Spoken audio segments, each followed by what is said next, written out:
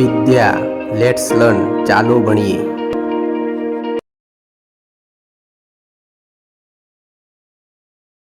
નમસ્કાર. ધોરણ 6 એકમ 2 પૂર્ણ સંખ્યાઓ. આ એકમમાં આપણે સંખ્યા રેખા વિશે માહિતી મેળવીશું. સંખ્યા રેખા કેવી રીતે દોરવી અને સંખ્યા રેખા ઉપર આપણને જ્યારે પ્રશ્ન પૂછાય ત્યારે જે અંક પૂછાયો હોય, જે સંખ્યા પૂછાઈ હોય તે કેવી રીતે દર્શાવવી એ આપણે શીખીશું. સૌથી પહેલા આપણે સમજીએ કે સંખ્યા રેખા જે છે એ કેવી રીતે દોરવામાં આવે છે અને સંખ્યા રેખા કેમ કહેવામાં આવે છે. તો રેખા ઉપર જુદી જુદી સંખ્યાઓ, અંકો દર્શાવવામાં આવે છે. એટલે એ જે રચના થાય છે, જે આકૃતિ બને છે એને સંખ્યા રેખા કહે છે.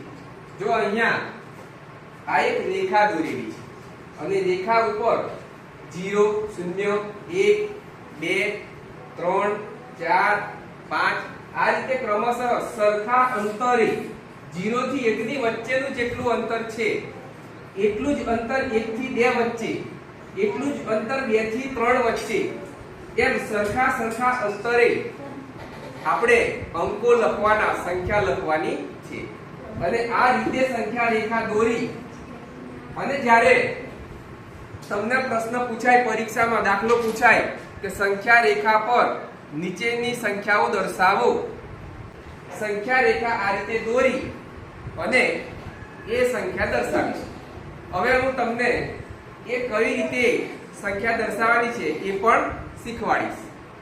સૌથી પહેલા જે પ્રશ્ન છે એ લખ્યો, 3 લખ્યા, પછી આ રીતે ફૂટપટ્ટીથી તમારે સીધી એક રેખા દોરવાની છે.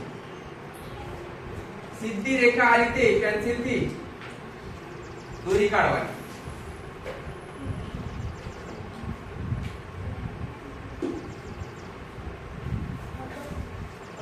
આ રીતે રેખા દોરાઈ જાય પછી બે બાજુ તીર દર્શાવી દેવાના. હવે આપણે 3 દર્શાવવાના છે. સંખ્યા રેખા પર 3 દર્શાવવાના છે. સૌથી પહેલા આપણે 0 દર્શાવીએ. 1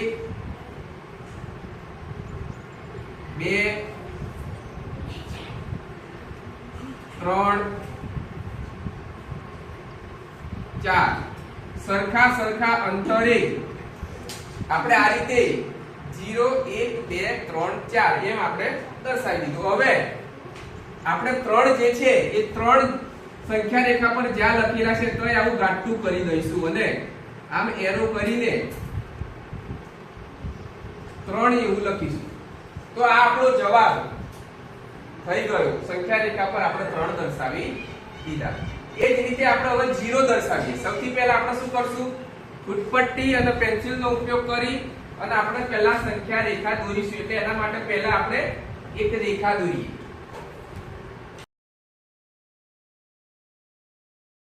આગળ આવું આપણે ગાંઠું કરી દઈશું. નીચે 6 દર્શાવવાના છે. તો 6 આપણે દર્શાવવા